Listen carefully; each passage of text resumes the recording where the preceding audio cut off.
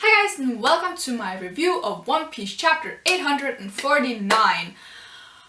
Oh boy, I got through my live reaction really quickly, and then I kind of like started to think about it, and I started watching my video, and I was like, damn, so much happened in this chapter. And I read it again like 20 minutes ago, and I was just like, damn, what the hell?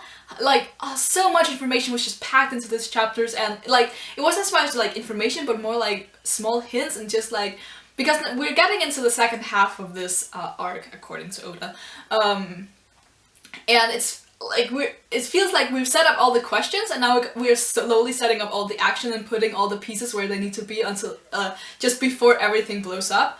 But yeah, let's get into the chapter. I'm gonna start with Chopper and like Carrot. I was about to say Chopper and Proper, but no, Chopper and Carrot. And basically, they wipe the floor with everyone there, and they are ready to take advantage of this mirror world.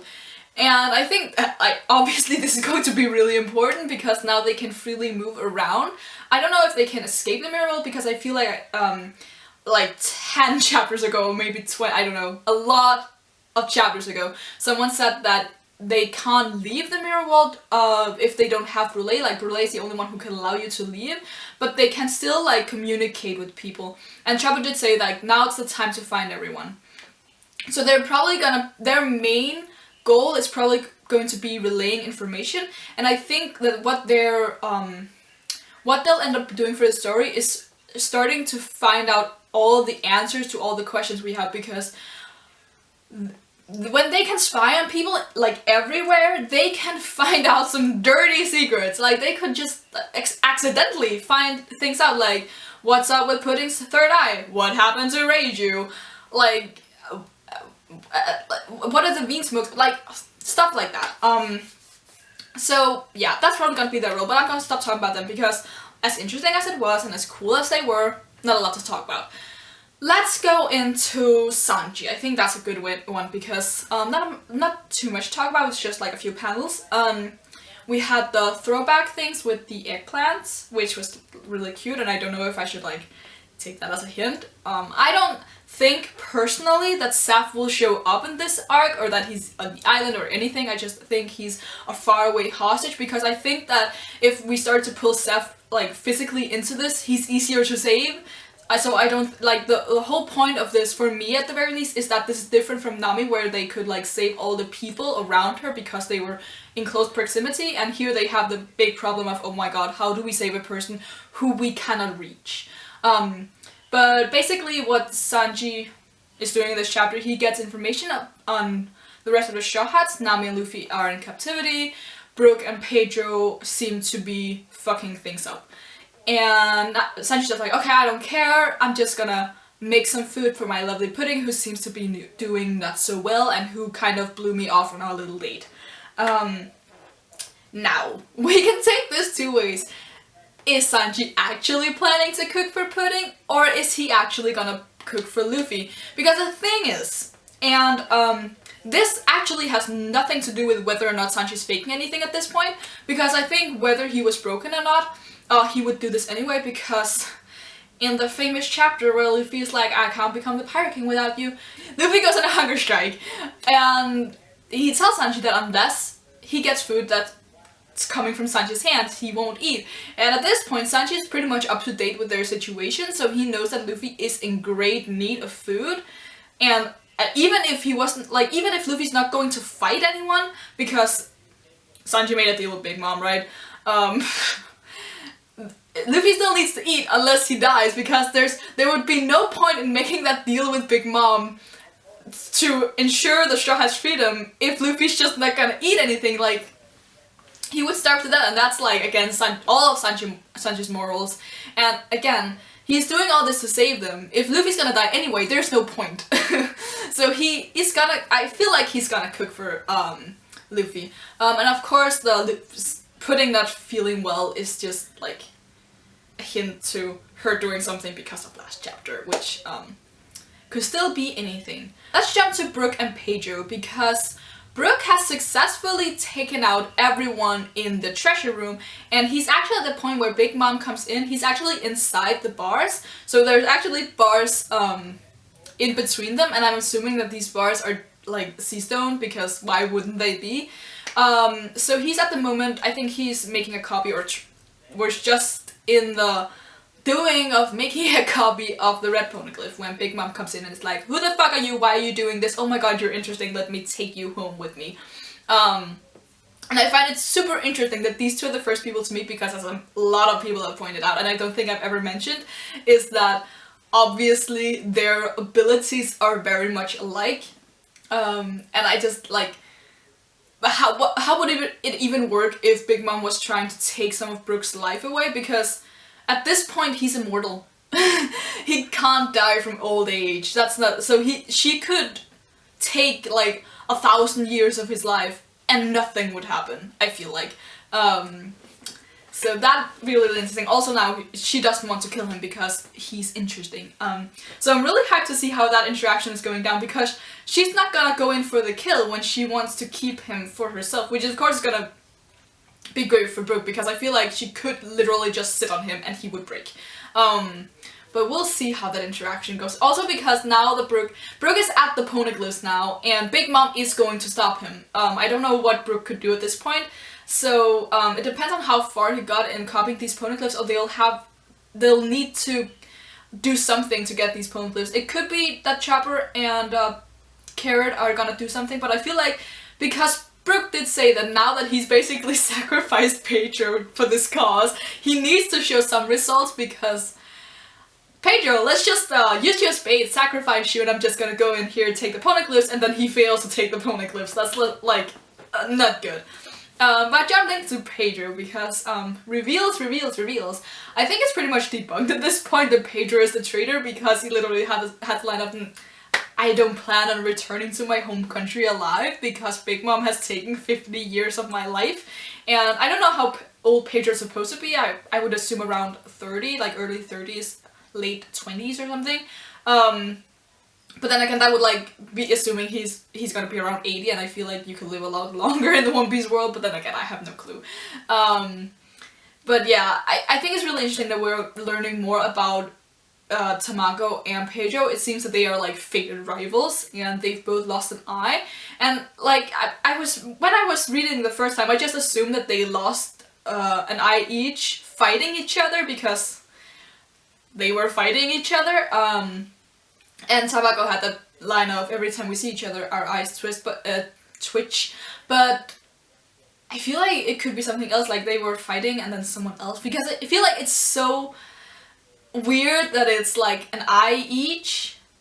I don't know. I mean, it makes more sense, like I'm 99% sure that they done it to each other, but it would be great or funny if someone else did it to them. For some reason, like Big Mom, I don't know why she would do it, but I mean, I have no clue. But yeah, I really like the setup with Pedro and Tamago, because it feels like they're gonna fight each other now, and that's gonna be interesting. That's gonna be really interesting, because I feel like we still need a little story with Peckhams as well, who we of course haven't seen in like 100 years. So yeah, that's gonna be great.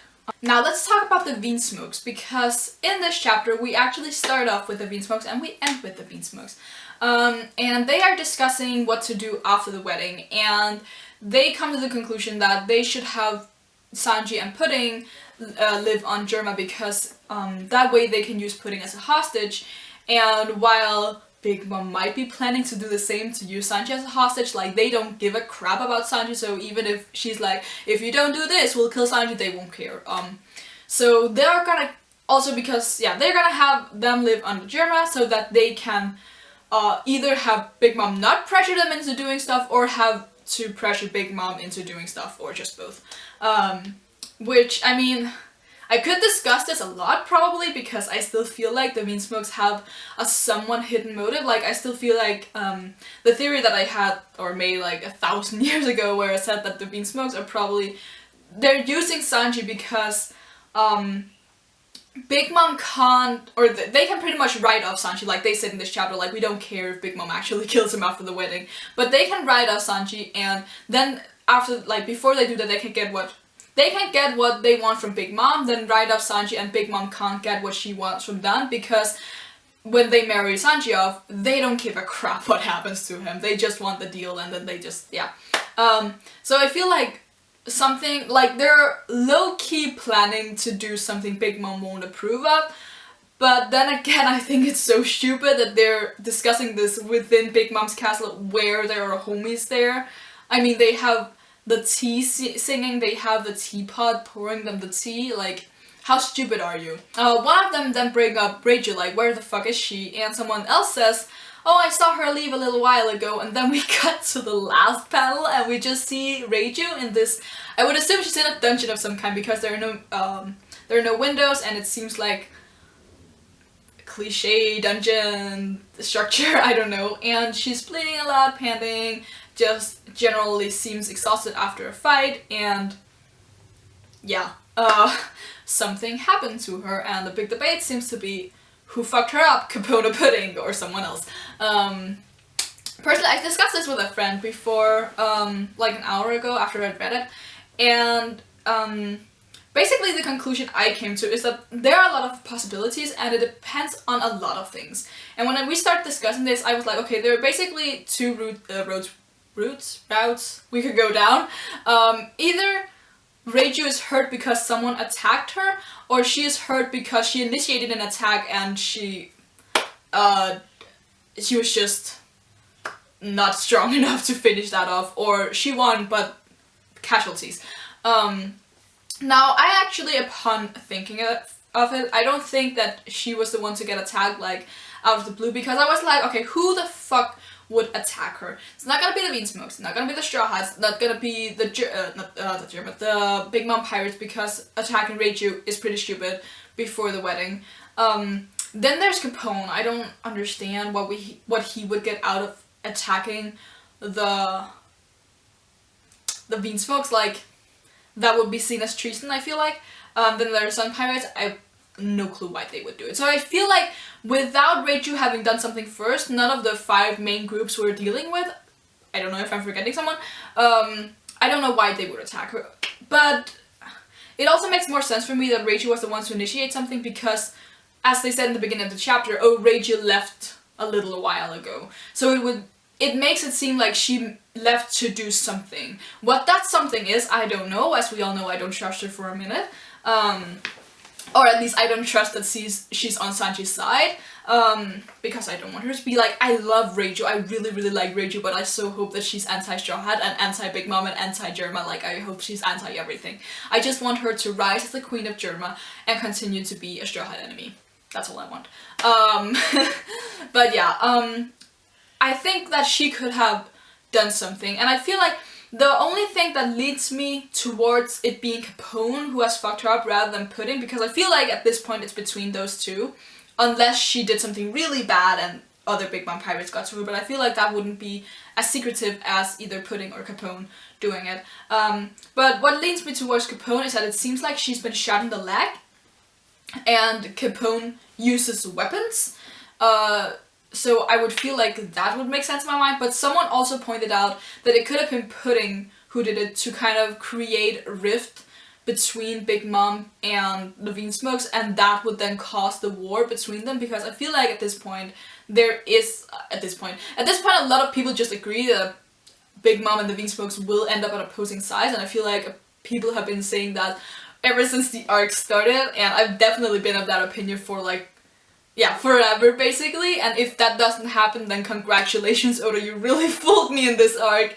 But yeah, I'm really interested in seeing what has happened, but I'm definitely of the opinion that Reiju is hurt because she initiated something. So it's not that she was just randomly out and about and someone just happened to be like, okay, let's fuck up Reiju. I feel like she did something. Also because she has been quite mysterious in this, during this whole arc, like, she observes a lot of things, doesn't say a lot, and it feels like she plays a lot to her strength and keeps people on her good side, which would then, like, it would make sense for her if she's planning to do something, because if she keeps people on her good side, it's easier to make allies, or it's easier to stab them in the back. But yeah, I definitely feel like she's up to something backfired. We'll see what, but it would be interesting too to see if Pudding was the one to initiate it, to create that rift. Though, again, I don't trust Pudding either, so I mean, I can't really can't say anything. I really hope that Reiju just did something and fucked up, because it's really nice to see her this vulnerable, because at this point, her and Ichiji especially have been really mysterious, and we haven't really seen what they can do. Like, we know Yonchi was fucked up by Sanji, and we have Nichi, I feel like, from the brothers, he's been fighting the most.